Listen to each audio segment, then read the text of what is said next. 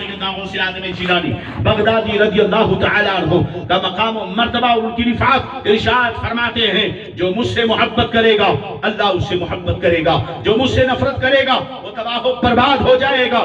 اسی لیے تو ہم وہ ہیں اسی محبت کے سہارے بھاگتے ہیں، کیونکہ غوث اعظم کے دامن میں اللہ کی محبت ملتی ہے، اس لیے ہم دامن غوث اعظم سے لگنے کی کو لگتے ہیں اور چمٹ کر کے بیٹھے ہیں۔ اور میرے امام نے ہمیں سکھا دیا یہ غم مت کرنا کہ بغداد بہت دور ہے، یہ غم مت کرنا عراق کا فاصلہ بہت دور ہے، یہ غم مت کرنا اے غوث اعظم کے غلام یہ مت سوچنا کہ تیری مسافتیں بہت دور ہے، یہ نسبتوں کا معاملہ ہے، تجھ سے در سے شخص ہے نسبت مجھ کو، میری گردن میں بھی ہے دور کا ڈورا تیرا، اور یہ ڈورا جب باندھ لو گے تو تمہیں مندروں کی طرح دھاگے باندھنے کی ضرورت نہیں پڑے گی، تمہیں کڑے باندھنے کی ضرورت نہیں پڑے گی، تمہیں تانبے اور چاندی کے چھلے باندھنے کی ضرورت نہیں پڑے گی، اپنے دل اپنے گردن میں غوث اعظم کی غلامی کا دھاگا باندھ لو، اور وہ دھاگا لال پیلا دھاگا نہیں بلکہ وہ محبت کا دھاگا باندھو، عقیدت کا دھاگا باندھو، جو جس کا رشتہ تمہارے شہرت اور دل سے ہوا کرے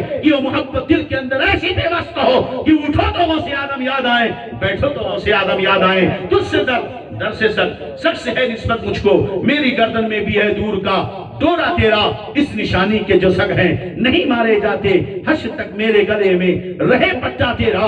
اللہ اکبر۔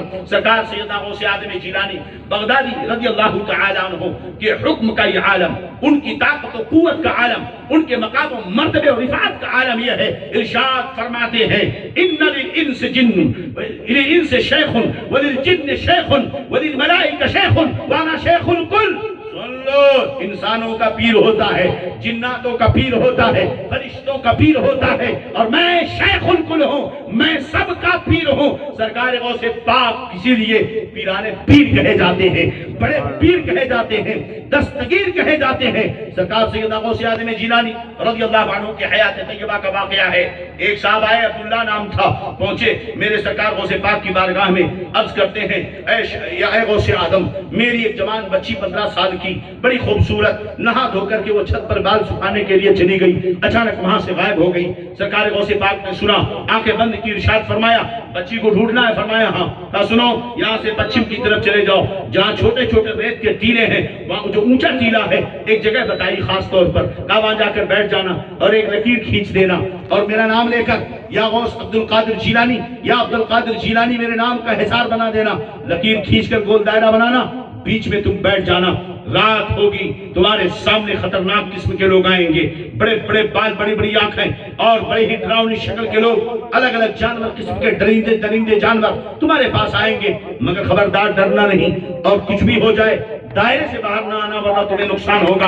اور جناب علی رات کو نکلے، جہاں غوث پاک نے بتایا تھا اس جگہ پہنچے، دائرہ بنا دیا، بیچ میں بیٹھ گئے، اور اس کے بعد رات جب بیتی آدھی رات ہوئی، اب اس کے بعد دیکھتے ہیں کہ ایک لمبی قطار آ رہی ہے، بڑے بڑے بال، کالے ڈراؤنے، کبھی جو ہے چیتے، کبھی گیدڑ، کبھی اور جانور، کبھی اژدہا بن کر، کبھی آگ کے گولے، طرح طرح کی ڈراؤنی چیزیں سرکار غوث پاک جناب عبداللہ کی طرف آ رہے ہیں۔ آپ اندر بیٹھے ہوئے ہیں، ڈرنے کی بات نہیں، باہر نکلے نہیں۔ وہ جب رات کا آخری حصہ آیا تو اس وقت یہ جناتوں کا لشکر تھا جو اس طرف سے گزر رہا تھا، اتنے میں جناتوں کا بادشاہ پہنچا۔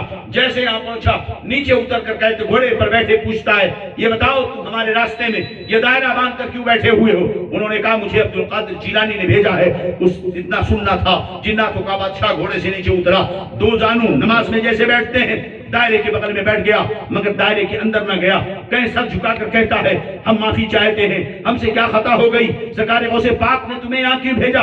ان کا حکم کیوں نہ ہوا؟ ہم خود ان کے در میں حاضر ہو جاتے، ہم خود ان کی بارگاہ میں حاضر ہو جاتے، ہم سے کیا خطا ہو گئی، ہم سے کیا گناہ ہو گیا، بتائیے تو کیا گستاخی ہو گئی؟ انہوں نے کہا کوئی بات نہیں، میں اس لیے آیا ہوں، میری بیٹی 15 سال کی نہا کر بال سکھانے کے لیے چھت کے اوپر گئی اور وہاں سے غائب ہو گئی، سرکار غوث پاک نے مجھے یہاں بھیجا ہے۔ اتنا سننا تھا، جناتوں کا بادشاہ جلال میں آیا اور اس نے سارے جناتوں کو حاضری کا حکم دیا، پتہ لگاؤ یہ بدتمیزی شرارت سرکار غوث پاک کی سلطنت میں کس نے کیا ہے؟ عبد القادر کی سلطنت اور ان کے علاقے میں کس کی مجال ہوئی کہ اس نے ان کے ایک مرید کی بیٹی پر ایسی گندی نظر ڈالی؟ تلاش VCR کے بعد پتہ چلا کہ ایک جنات جو شریر تھا، اس نے چین کا ایک جنات جو بڑا شریر تھا، اس نے آ کر کے بتایا کہ مجھے اچھی لگی لڑکی، اس لیے میں اٹھا کر لے کر چلا گیا، اسے حاضر کیا گیا۔ جنات نے اسی مجلس میں، جناتوں کے بادشاہ نے اس جنات کو قتل کروایا اور لڑکی ان کے حوالے کر دی۔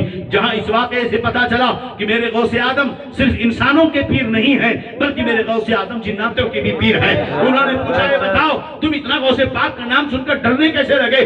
تمہاری ڈراؤنی صورت، تمہاری حالت دیکھ کر ہم ڈر رہے ہیں، مگر تم غوث پاک کا نام سن کر کانپنے کیوں لگے؟ کہنے لگے تم نہیں جانتے ہو ہمارے ایک ایک قدم، ایک ایک چپے پر، ایک ایک خطے پر، ایک ایک لمحے پر غوث پاک کی نظر ہے، ایک سیکنڈ کے لیے بھی ہم غوث پاک کی نظر سے چھپ نہیں سکتے۔ میاں یہ کیسے ہو سکتا ہے؟ میرے غوث اعظم فرماتے ہیں وما منہا شہور و دہور تمر وتنقضی الا تعالی، کوئی مہینہ ہو، کوئی سال ہو، کوئی دن ہو، سورج ہو کہ چاند ہو، وہ آنے جانے سے پہلے میرے دربار میں حاضری دیا کرتا ہے۔ مہینہ آتا ہے حضور میں آ گیا، اس مہینے میں یہ برکتیں ہیں۔ دوسرا مہینہ آتا ہے حضور میں آ گیا، اب میں نکلنے والا ہوں، اس مہینے میں یہ مصیبتیں ہیں۔ چاند حاضری دے، سورج اپنے نکلنے کی حاضری دے، یہ مقام و مرتبہ اللہ تبارک و تعالیٰ نے غوث اعظم کو عطا فرمایا ہے، اور یہ عطا فرمانا یہ کچھ اور لوگوں کے لیے غلط ہوگا۔ قل ان الفضل بیدہ یؤتیہ من یشاء بید اللہ یؤتیہ من یشاء، اے محبوب کہہ دو سارا فضل رب کے قبضے قدرت میں ہے،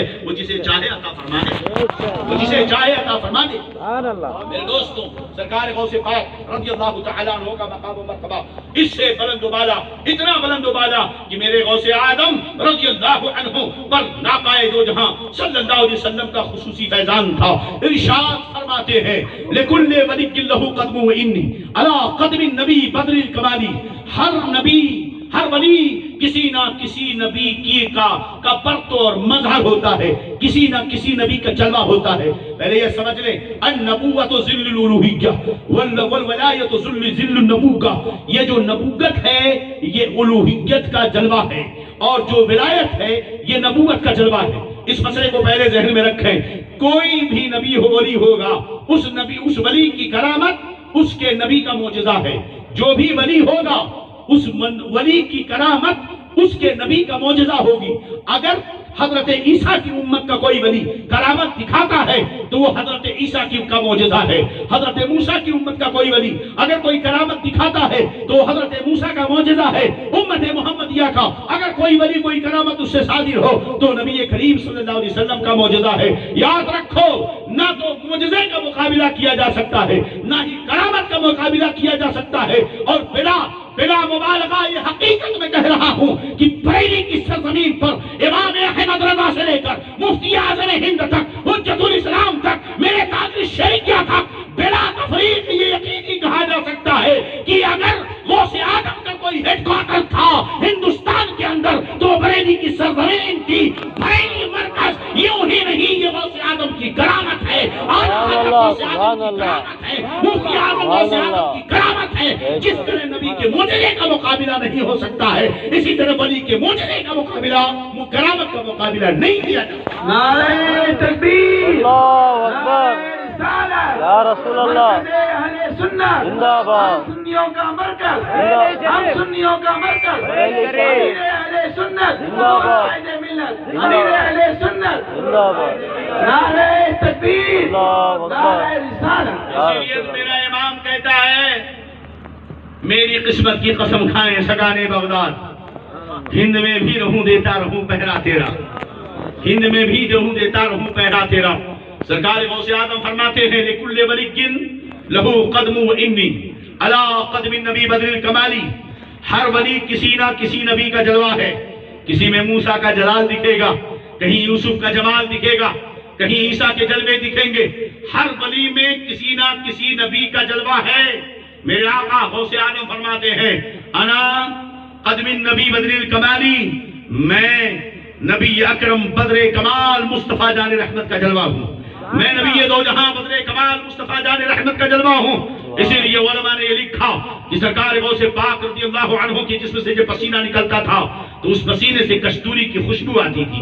میرے غوث اعظم جو تھوکتے تھے جو لعاب دہن نکلتا اس سے کستوری کی خوشبو آتی تھی. میرے غوث اعظم کے پیشاب اور پیخانہ بول و براز کے اندر بھی خوشبو آیا کرتی تھی. کسی نے یہ پوچھا اے عبد القادر یہ شان تو مصطفیٰ جان رحمت کی ہے؟ تو غوث اعظم جیلانی رضی اللہ عنہ فرماتے ہیں تم هل ترونی وجودی هذا وجود عبد القادر ليس هذا وجود عبد القادر بل ہے وجود نبی صلی اللہ علیہ وسلم. یہ تم میرا جسم دیکھ رہے ہو یہ میرا نہیں یہ تو وجود مصطفیٰ ہے یہ جلوہ مصطفیٰ ہے یہ عظمت مصطفیٰ ہے. اللہ اکبر. سرکار سیدنا غوث اعظم فرماتے ہیں لکل فلک لہ قدم انی علی قدم النبی بدر الکمالی. میں بدر کمال مصطفیٰ جان رحمت کا جلوہ ہوں. میرے اندر بدر کمال مصطفیٰ جان رحمت کا جلوہ ہے. ذرا اس جلوے پر غور کر لو ذرا اس جلوے پر غور کر لو. پہلے یہ سن لو حسن یوسف دم عیسیٰ ید بیضا داری آہما خوبا دارند تو تنہا داری. ہر ولی کسی نہ کسی نبی کا جلوہ ہے. غوث اعظم مصطفیٰ جان رحمت کا جلوہ ہے. ہر ولی کسی نہ کسی نبی کا جلوہ ہے. غوث اعظم مصطفیٰ جان رحمت کا جلوہ ہے. اب آؤ کیا میرا نبی وہ نہیں جس میں آدم کے بھی جلوے موجود ہیں؟ کیا میرا وہ نبی نہیں جس میں موسیٰ کے بھی جلوے موجود ہیں؟ تمام انبیاء کی سارے کمالات و خوبیاں اگر کسی ذات نے جمع ہے تو محمد مصطفیٰ ہے. گویا کہ مجھے کہنے دو سارے نبیوں کے کمالات کو اگر جمع کر دو تو ایک ذات بنتی ہے محمد مصطفیٰ کی اور اسی ذات کو پھیلا دو تو 1,00,000 کم و بیش 2,24,000 انبیاء وجود میں آ جایا کرتے ہیں. اسی لیے تو اعلیٰ حضرت امام احمد رضا فرماتے ہیں لا وعبراش جس کو جو ملا ان سے ملا بڑھتی ہے کونین میں نعمت رسول اللہ. سبحان اللہ سبحان اللہ. وہ میرے نبی کی شان یہ ہے کہ تمام انبیاء کو اللہ نے جتنی خوبیاں عطا فرمائی وہ ساری خوبیاں